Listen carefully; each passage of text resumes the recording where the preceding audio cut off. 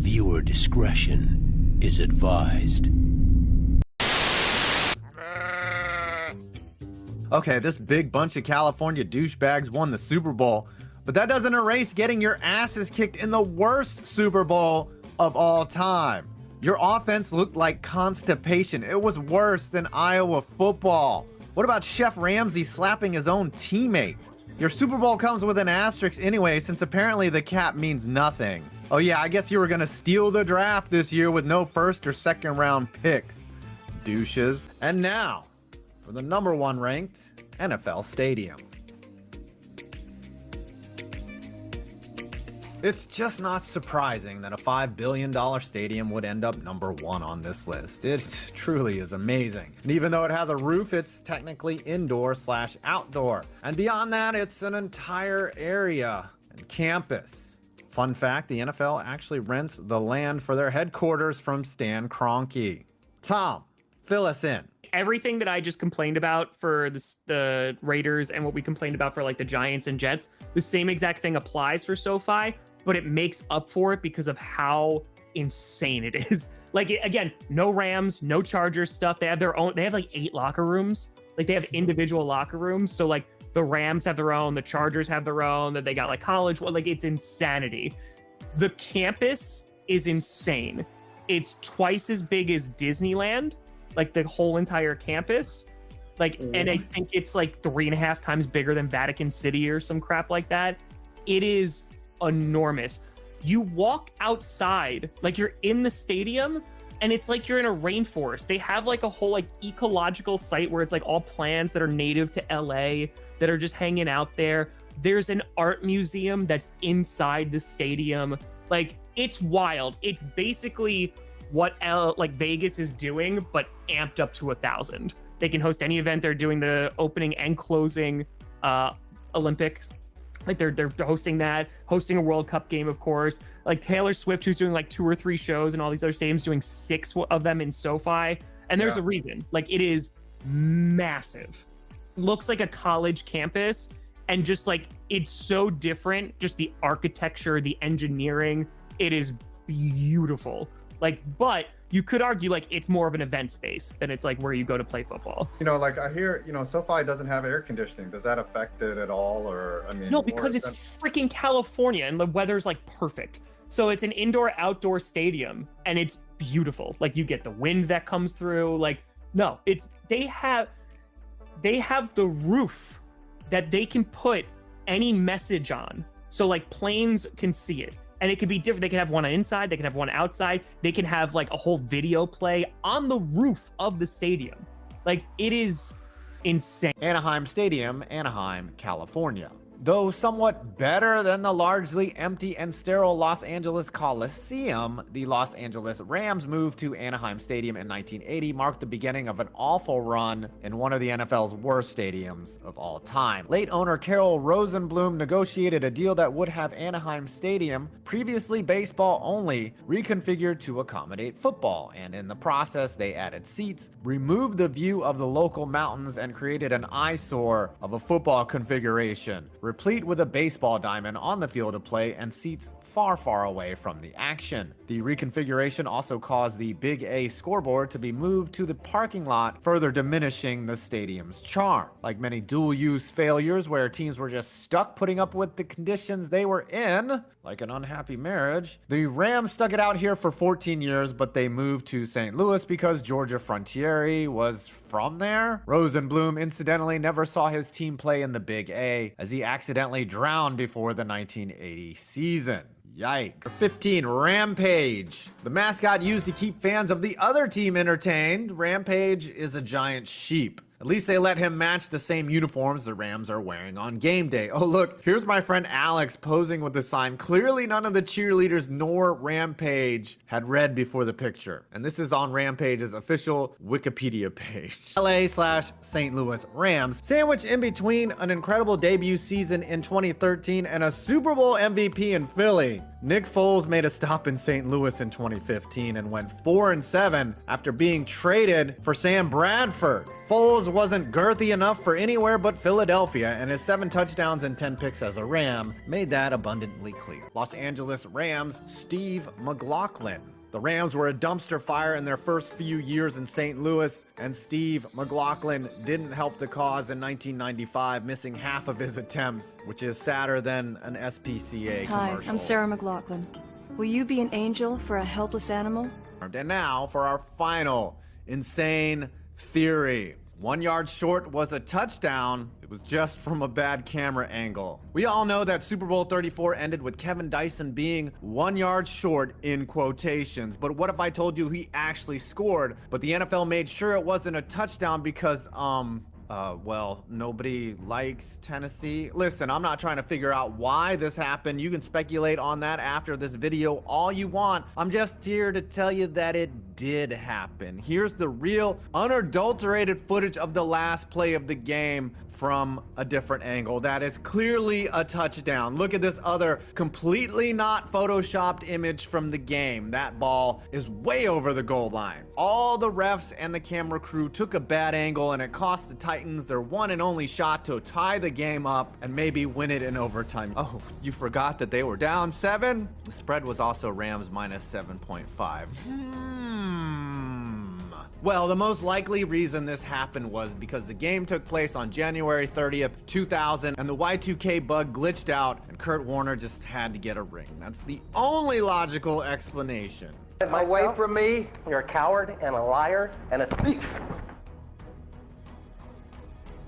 Los Angeles Rams, Jimmy Garoppolo. I mean, who can the Rams really hate other than also Tom Brady? Well, Jimmy Jesus, who was a perfect 8-0 against the Rams with a QB rating of 101.1. Plus the dude is handsome as fuck. Life is really unfair, isn't it? Los Angeles Rams, drafted in the first round by the St. Louis Rams in 1996. Running back Lawrence Phillips showcased promise, but struggled with consistency and discipline problems. His behavior, including Greg Hardy-like legal troubles and clashes with coaches, hindered his success. Despite flashes of talent, it was easy to be frustrated with the fact that he spent more time in jail than in the end zone. Him and Aaron Hernandez would have been great cellmates, though. The LA Rams. You have a young prodigy at head coach and arguably the best defensive player the NFL has seen since Lawrence Taylor, and yet, what do you have to show for it? A fraudulent Super Bowl appearance where you scored only 3 fucking points? You finally got rid of Jared Goff and replaced him with Stat Padford, who hasn't won an important game since Pop Warner. Your salary cap is going to be in hell in 2022 after you fail to win anything this year. We'll hear the typical Stafford has no help routine. Much like the Chargers, you were transplants from another city, so nobody in LA gives a fuck about your team. If there are any Rams fan holdovers from St. Louis, just know I fucking hate you too for helping launch the Patriots dynasty. Your team has lost 2 Super Bowls to Tom Brady, where Brady's offense scored just 13 points. Did you know that's the only 2 times in Super Bowl history a quarterback won leading his offense to 13 or fewer points? Congrats, you stupid fuckers. You have 1 measly ring to show for the insane collection of offensive talent from the greatest show on turf years. That's as good as your worthless team will ever get. Rampage. Rams. Say what you want about Rampage's odd Minotaur Tiger Cub combo look, but I just want to know why he's so mad. Did somebody comment on his beer gut or his weak ass shoe game? I don't particularly hate or love the look, but I'll give him a few points for being well endowed, which is why he's able to bang so many cheerleaders. Rating? 5 out of 10. Los Angeles Rams, Kurt Warner. Warner only started about 3 seasons for the Rams, but my goodness did he make the most of them. In those 3 years, he made 3 Pro Bowls, 2 All-Pros, won 2 MVPs, a Super Bowl, and a Super Bowl MVP. He beautifully orchestrated the greatest show on turf to success. He led the league in completion percentage 3 times, touchdown passes twice, passer rating 3 times, net yards per attempt 3 times, and adjusted net yards per attempt 3 times. It's a shame for everybody outside of New England that he couldn't win that second ring in Super Bowl 36 against the Patriots, but what a 3-year run it was from 1999 to 2000. LA Rams, Nick Foles. Yes, that's right. Big Dick Nick finds his way onto this list, further showing why he's had one of the weirdest careers in sports history. He got traded to St. Louis in 2015 with high expectations, and he completely shit the bed, throwing 7 touchdowns and 10 interceptions and getting benched for Case Keenum. He only lasted 1 year there before being cut. It's incredible to think just a few years later he would win Super Bowl MVP against Belichick and Brady's Patriots. The Los Angeles/St. Louis Rams, Super Bowl 36. Before Super Bowl 36, Rams wide receiver Ricky Proehl said a dynasty would be born that night, and he was right, just in a terrible, horrible, unexpected way. The greatest show on turf Rams came into Super Bowl 36 with a a 14-2 record, the best offense in the league, and the MVP in Kurt Warner against a cute underdog story in New England. They were 14-point favorites, but for 3 quarters they could only muster 3 points and committed a pick 6. They eventually tied the game at 17 with a minute and a half left, but Tom Brady did his trademark dinking and dunking to set up Adam Vinatieri for the game-winning 48-yard field goal as time expired. This loss set the Rams franchise back for a decade and a half. Los Angeles Rams, Leonard Floyd. No player has benefited more from playing alongside Aaron Donald than Floyd has. The former 9th overall pick spent 4 underwhelming years in Chicago before being cut. His best 2 years by far have been the last 2 years in LA, and he even got a $64 million